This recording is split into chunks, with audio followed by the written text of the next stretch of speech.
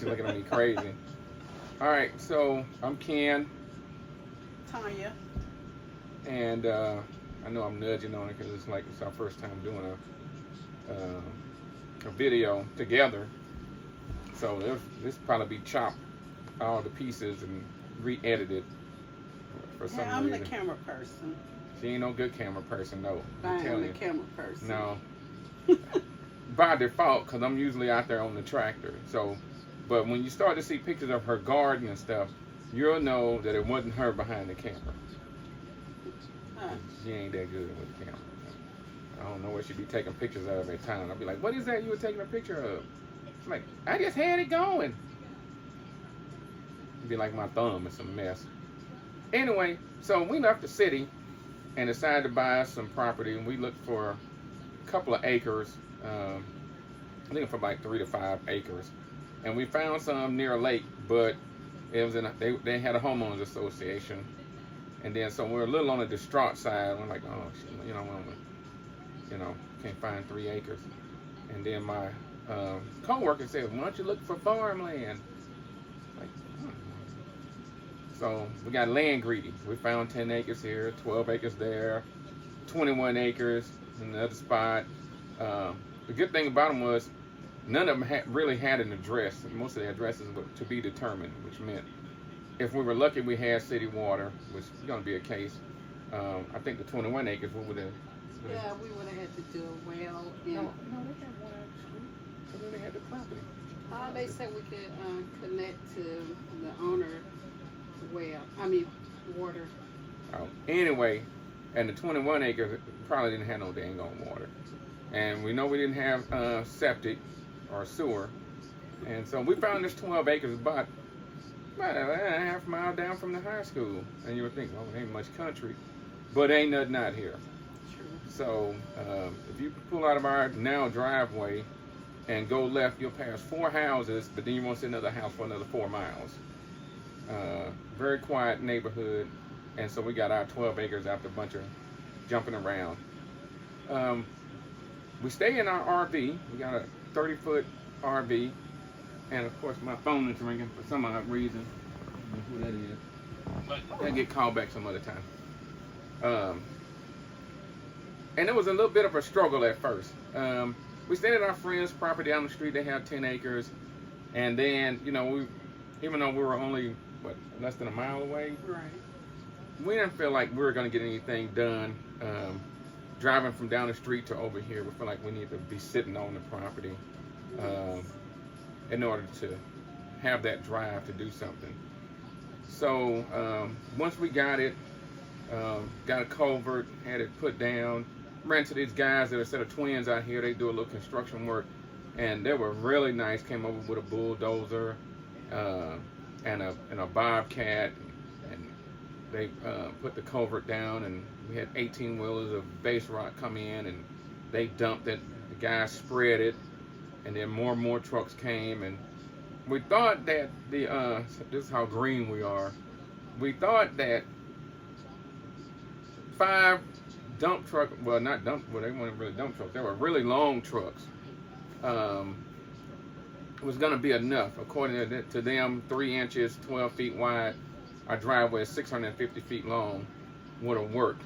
And yes, it would have. However, our property has never been cultivated, never been driven on by cars or tractors. It is totally untouched by a tractor. Then a tractor every now and then they may come out and mow this stuff down some. So them 5 18-wheelers went about 200 feet. Yes. About 200 feet, and I was a little upset at first because my friend that was spreading it out left it really high, left it like 9 inches high, and I was like, dude, spread it out. And he's like, no, Floyd, you're gonna need it because you gotta wait for the ground to settle. And of course, the wife was telling me all the time, get some big rocks, and I was like, oh, there ain't no big rocks. And so I watch YouTube, and I know. Okay. she watched it, but she just said that she didn't show me what YouTube channel she was watching. So hell, I don't know where she got the idea from. So anyway, we wound up renting a dump trailer because those, like I said, those rocks went about 200 feet, and and the driveway is like 16 feet wide in some areas, well, near the front. And the mouth of the driveway is 40 feet wide, and the now gate that we have sits 25, I think, almost, yeah, about 25, 30 feet from the road. Because we know we had an RV, we had a double wide culvert because we needed to be able to swing that thing inside onto the property without driving it into the ditch. Plus, you know, this thing is 30 foot long. Our truck is 20 something feet long. Big old F-250 long, bed longer than Texas. And so we needed some room because we both didn't know much about driving, you know, onto property with an RV. Anyway, so we got out here, and we didn't have any water. Well, actually, let me back up. We spread the rocks, but we moved out here after the city found the water meter. So we have a, what, 90-year-old house? We have a 90-year-old house that sits near the front. Can't save it. Wish I could. But you couldn't see the house from the road. Totally surrounded by trees from 35 plus years of growth. And so we kind of fought our way through that, and you'll see in some of the pictures and videos, you know, from the beginning when we fought our way through this forest to the back, which opened up into a very beautiful piece of property. You would never have guessed it was so nice standing out at the street. Anyway, they found the water. We needed water, so we pulled our RV out here and went and rented this giant trencher, like a big giant tractor. No. When we first pulled the RV out, we ran the water hose. Oh yeah, yeah, you sure right. So with our half-ass driveway, and I went and rented a dump trailer and brought in a bunch of other little small rock and brought, you know, and they just kind of sank. Whenever it rained, they would just sink. And so our truck would be the only thing that we could bring back here to the RV. And we would get in the truck and drive halfway around the driveway to the front, then get in the car and go to work. But from the street, we ran 400 feet of water hose from the meter all the way back to the RV so we could have some water. We kept our gray water. We drained the gray water out into a big old pile of brush, dirt, I don't know, big old dirt mound, whatever. And the black water we would capture and then go to a site and dump it.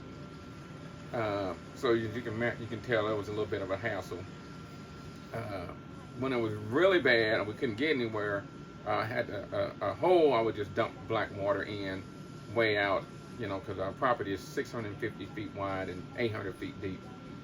So yeah, we ran water hose, 400 feet of water hose from the city meter all the way back to this thing so we can have some water. So we're pretty determined. And the night skies were My goodness. yeah. It's beautiful. You see stars, you see the moon, just no obstructions. Yeah, no obstructions, no street lights. We do have one street light, but it's like on the other side of the property. And even from the street, as bright as it is, you can't see 20 feet onto the property even with that thing on at night time. It's just black out here. And so after having water out here, you know, we decided, okay, less than a month later, yeah, because we traced it in December. Yeah, we went and rented. We marked where we were gonna run our water line. We had to mark where we were gonna put the house, so we had to have a semi idea of where the house was gonna be. So we had a design. After somebody changed the design. No, because only thing I did was say, oh, you know, I just saw a designer. I thought of, you know, something that might work. He could always say no. No, I couldn't. You guys know that once your wife say, oh, I really like that design right there, your ass is stuck with it. So you might as well change your plans. I had some architect software that I bought.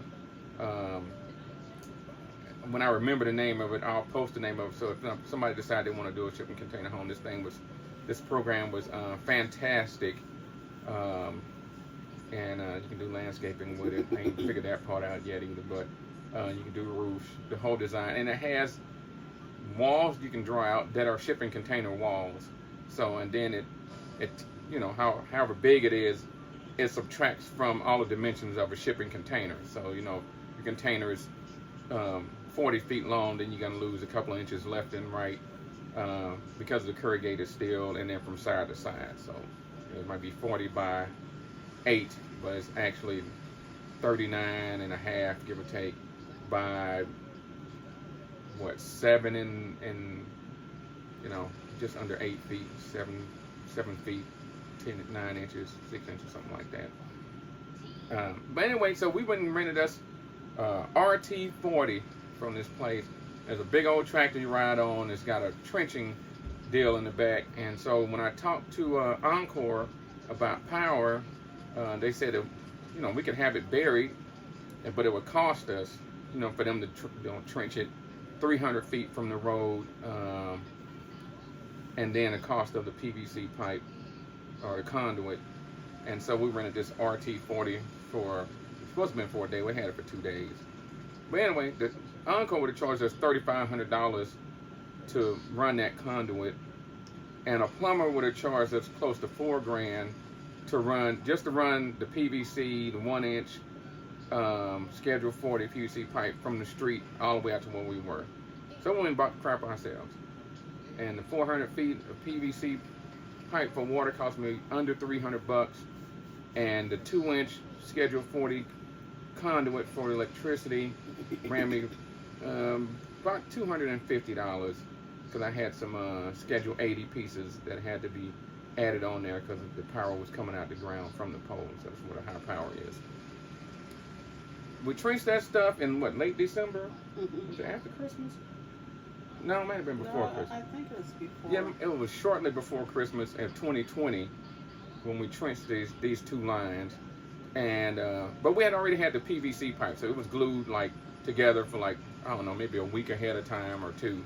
And we trenched this crap, and it rained. Like 2 days later, you know, we got the water hooked up because it was, like I said, the pipes had been glued for a week, a little more than a week. We trenched it, we dropped it in the ground, we connected it, and we started burying it. But not until after we trenched the one for electricity. And that one only had to be 3, I couldn't remember, so I trenched it 4 foot deep. And we got like some videos of that and more, probably some pictures of it. But anyway, it takes Encore 4 days to come and inspect the hole, and it rained 2 days later. And it collapsed the hole for the power trench in several spots. So we were like screwed.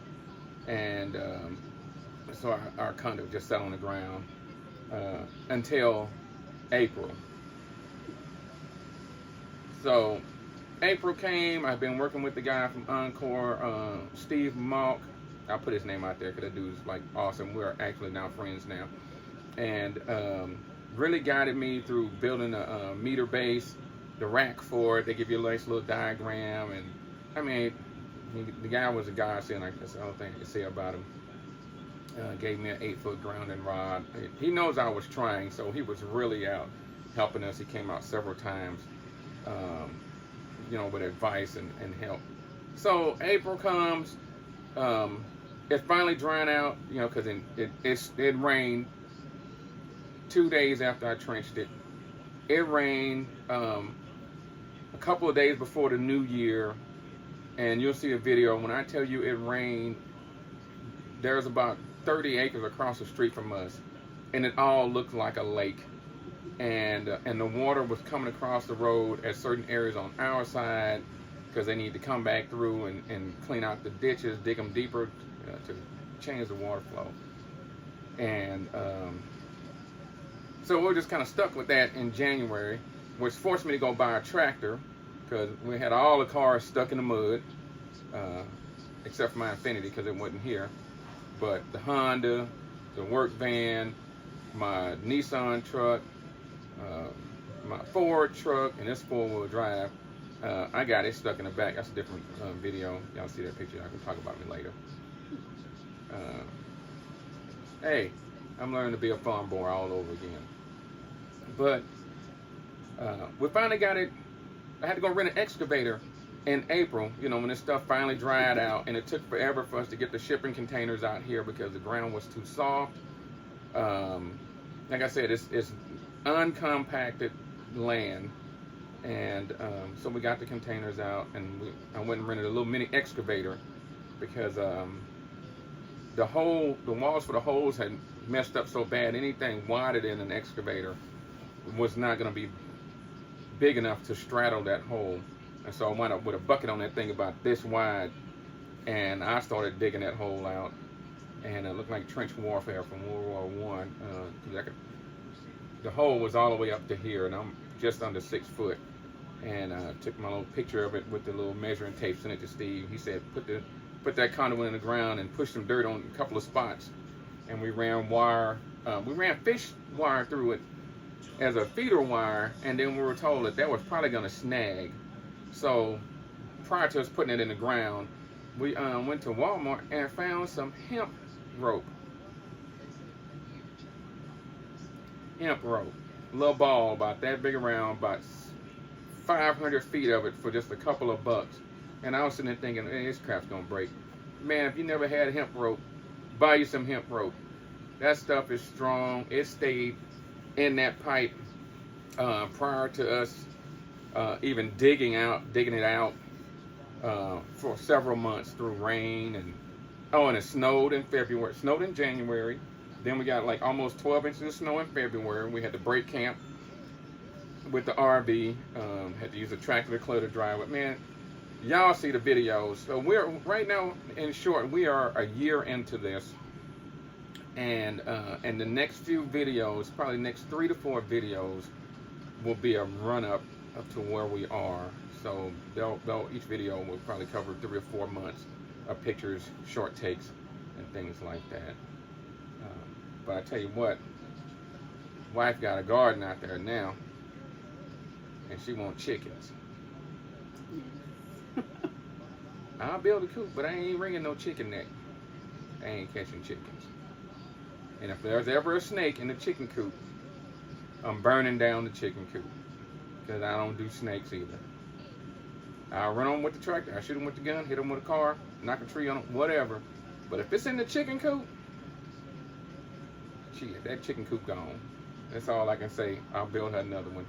She'll be all right. We'll try to run the chickens out, but she better do it quick, because I got a torch, and it's going up.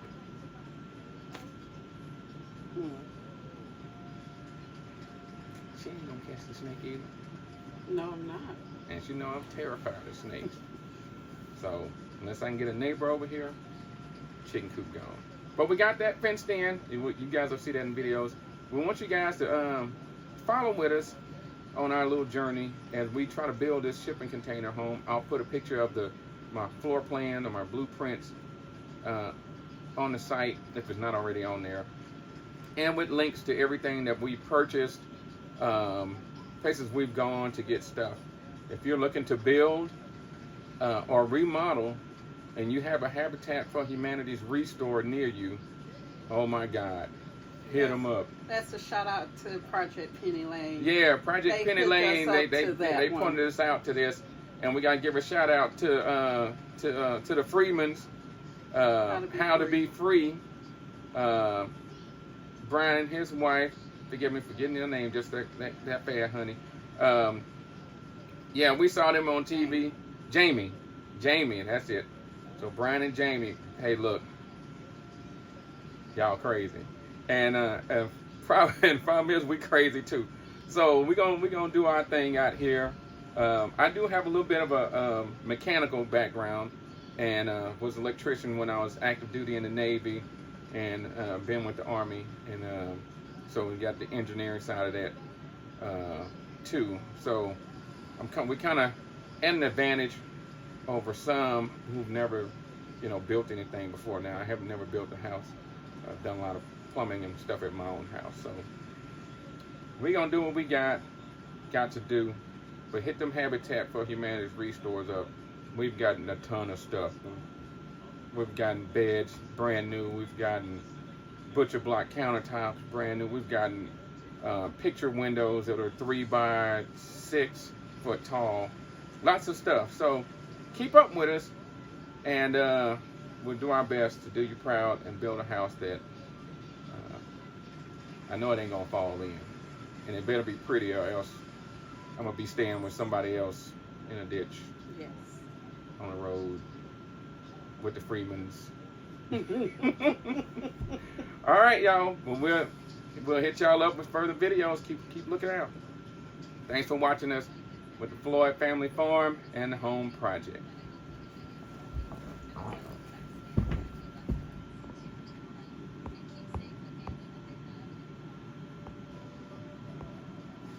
And I hear the TV going the whole time. I'm like, I thought you had turned the TV out.